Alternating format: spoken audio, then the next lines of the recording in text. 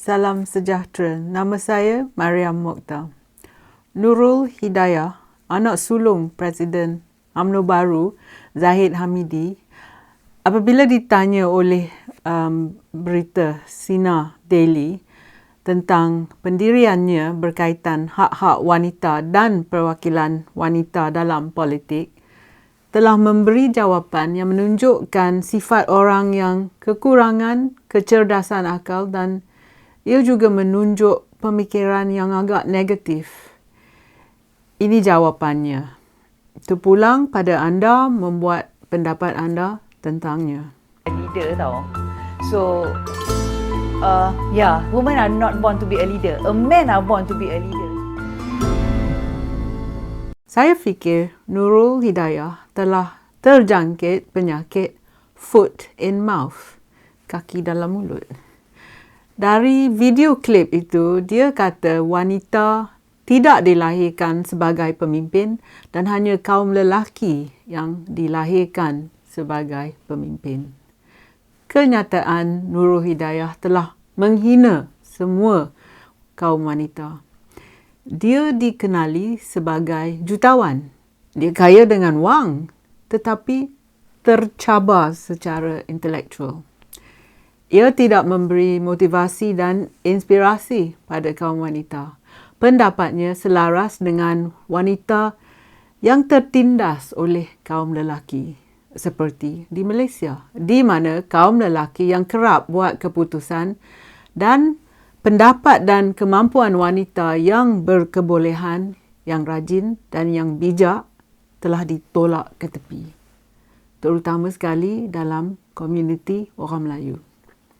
Nurul Hidayah telah memperkecilkan dan merendahkan keupayaan wanita untuk menjadi pemimpin. Kemungkinan besar yang dia bertindak seperti ramai lagi wanita dalam UMNO baru dan PAS. Ada tak dia baca buku sejarah? Dia tak sedar ke yang ramai wanita telah jadi pemimpin? Pemimpin negara, pemimpin pelbagai bidang seperti dalam industri sains, ekonomi, syarikat, kewangan dan juga negara. Ramai telah memimpin tentera dalam peperangan. Dalam abad moden ni, ramai negara dipimpin oleh wanita. Wanita seperti pemimpin Angela Merkel dari Germany, Margaret Thatcher daripada Britain, Jacinda Ardern dari New Zealand dan Golda Meir dari Israel. Lebih dekat dengan Malaysia, terdapat pemimpin wanita seperti Indira Gandhi, Sri Mavo Bandaranaike dan juga Megawati. Kalau Nurul Hidayah lengkapkan pengetahuannya dengan sejarah, ia akan dapati yang pada abad 16 dan juga 17, 4 orang wanita telah jadi pemimpin Patani, dekat Kelantan sana. Mereka dikenali sebagai Ratu Hijau, Ratu Biru, Ratu Ungu dan juga Ratu Kuning. Nurul Hidayah mesti rajin membaca untuk menambahkan pengetahuannya.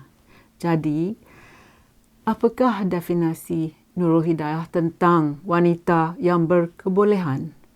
Pada pendapatnya, adakah seorang wanita yang kuat, seorang yang mempunyai kombinasi 3 kriteria dengan berkebolehan dan rajin seperti pembantu rumah, dengan kepandaian tukang masak di dapur dan cekap sebagai pelacur di bilik tidur? Pada minggu lepas, jika Nurul Hidayah menonton berita antarabangsa, ia akan membaca tentang perayaan sambutan Jubilee Platinum di United Kingdom dan di seluruh Commonwealth.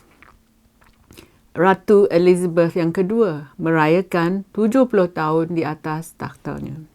Semasa pemerintahannya, terdapat seramai 14 Perdana Menteri, termasuk Perdana Menteri yang paling lama berkhidmat di England, di United Kingdom, iaitu seorang wanita bernama Margaret Thatcher. Takkanlah semua ni Nurul Hidayah tak tahu.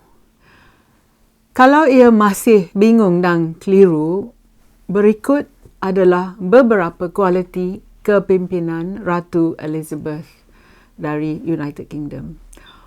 Oleh kerana Nurul Hidayah kata wanita tak layak jadi pemimpin, saya akan bandingkan Ratu Elizabeth dengan lelaki Melayu Malaysia yang Nurul Hidayah anggap layak jadi pemimpin. Nombor 1 ialah wawasan, vision. Apabila ia berumur 21 tahun, Puteri Elizabeth yang ia digelar seketika itu mengisytiharkan bahawa dia akan mendedikasikan hidup riwayatnya supaya ia berkhidmat untuk rakyat. Tetapi di Malaysia, kebanyakan Perdana Menteri dan ahli politik kanan kami yang lelaki hanya hidup untuk berkhidmat kepada diri mereka sendiri. They only serve themselves and they do not serve the rakyat. Yang kedua, kuat kerja, hardworking. Ratu Elizabeth bekerja lebih dari 40 jam setiap minggu. Dia bekerja setiap hari tanpa memikirkan keuntungan peribadinya. Tetapi di Malaysia, kita tahu ada Perdana Menteri Malaysia yang lebih suka bermain golf dengan Presiden Amerika dan tidak kisah menjaga hal ehwal mereka yang menderita. Semasa seumpamanya apabila Kelantan mengalami banjir yang terburuk sekali selama beberapa dekad. Dan banjir Selangor baru-baru ni, satu lagi Perdana Menteri didakwa mengambil masa mungkin 2 hari sebelum ia kuasa melawat bangsa banjir untuk memeriksa keadaan dan hal ehwal mereka dan mengarah pegawai kerajaan memperbaiki banyak kelemahan yang telah menghalang operasi menyelamat rakyat dalam banjir itu. Yang ketiga, memimpin melalui teladan. Ketika putera Philip, suami pada Ratu Elizabeth, meninggal dunia pada bulan April 2021, Ratu itu mematuhi sekatan coronavirus yang ketat dan langkah-langkah menjauhkan sosial. Semasa pengemudian suaminya, Ratu itu terpaksa duduk bersendirian semasa pengemudian putera Philip. Tetapi di Malaysia, pemimpin kita hanya patuhi 2 peraturan saja. Kaedah yang pertama, peraturan atau laws hanya untuk rakyat biasa dan bukan untuk diri mereka sendiri. Kaedah yang kedua, buat apa yang saya kata dan arahkan dan jangan buat seperti yang saya lakukan. Do as I say but not do as I do. Ramai pemimpin Malaysia dilaporkan menghadiri jamuan makan dan majlis perkahwinan dan mereka tidak peduli tentang mematuhi peraturan coronavirus yang ketat. Jadi maknanya ada dua sistem di Malaysia ni ada 2 darjat. Tetapi sebaliknya di England, undang-undang dibuat untuk semua orang, termasuk ratu dan orang kenamaan. Tapi bukan di Malaysia. Komitmen yang keempat. Kerja seumur hidup Ratu Elizabeth adalah untuk berkhidmat untuk rakyatnya. Dia adalah penaung beratus-ratus badan amal dan organisasi awam. Orang yang telah berjasa pada rakyat dan negara akan diberikan gelaran dalam senarai kepujian dan kehormatan Ratu Elizabeth. Tetapi di Malaysia, para pemimpin cuma berkhidmat untuk diri mereka sendiri, untuk keluarga mereka, kawan baik mereka dan rakan perniagaan kroni mereka. Banyak dakwaan bahawa gelaran seperti Datuk mudah dibeli. Sila bayangkan keadaan di Malaysia. Apabila seorang lelaki menjadi Perdana Menteri atau Menteri Kabinet, siapa yang diberi kontrak yang berjuta-juta ringgit? Kroni atau keluarga mereka. Apabila pemimpin ini pergi ke luar negara dalam perjalanan rasmi, kosnya dibayar oleh pembayar cukai. Tetapi ramai orang dakwa bahawa ahli keluarga Perdana Menteri juga termasuk dalam rombongan ni. Yang bayar kos mereka dalam lawatan sambil belajar ialah anda dan saya. Yang kelima ialah tentang penghormatan. Ratu Elizabeth memerintah sebuah negara yang terdiri daripada orang dari pelbagai agama dan budaya. Ratunya, dia seorang Kristian dan ia ketua gereja di England. Tetapi rakyatnya tahu bahawa terdapat undang-undang untuk melindungi mereka jika mereka dikena diskriminasi. Tetapi di Malaysia, rakyat kurang hormat pada pemimpin kita kerana mereka memutuskan bahawa hanya satu kaum dan agama sahaja yang diberi layanan khas, iaitu gelaran mereka yang digelar Ketuanan Melayu. Alasan yang keenam, merangkul perubahan.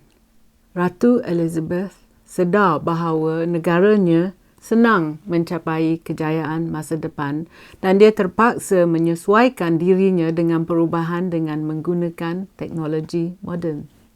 Salah satu lagi kehormatannya dari rakyat British ialah Ratu tidak takut memodernkan sistem monarki dan dia berani membuat perubahan secara pendirian dan juga dalam kerajaannya. Di Malaysia, kita masih berdebat tentang pakaian kejabatan awam, tentang takut pada anjing dan babi, tentang takut salib dan kita berdebat tentang pakai tudung atau tidak. Banyak lagi isu penting yang patut dilaksanakan dan dibincangkan, tetapi pemimpin kita buat kita mundur. Setelah kita buat perbandingan seorang pemimpin wanita dengan pemimpin lelaki Melayu dari UMNO Baru dan PAS, jadi jelas bahawa Nurul Hidayah terkenal sebagai orang yang tidak pandai menimbang perkataannya dan tidak fikir terdahulu sebelum membuka mulutnya. Ingat tak pada tahun 2015, dia kata yang pramugari MAS terlalu tua. Dalam jawatan dalam Facebooknya, ya, dia tuduh penganjur bersih 4 semuanya bodoh. Sindrom motor mouth terdapat dalam genetik keluarganya. Pada tahun 2018, Nurul Hidayah memuat naik ke akaun Instagramnya satu ancaman dari anak perempuannya terhadap rakyat Malaysia.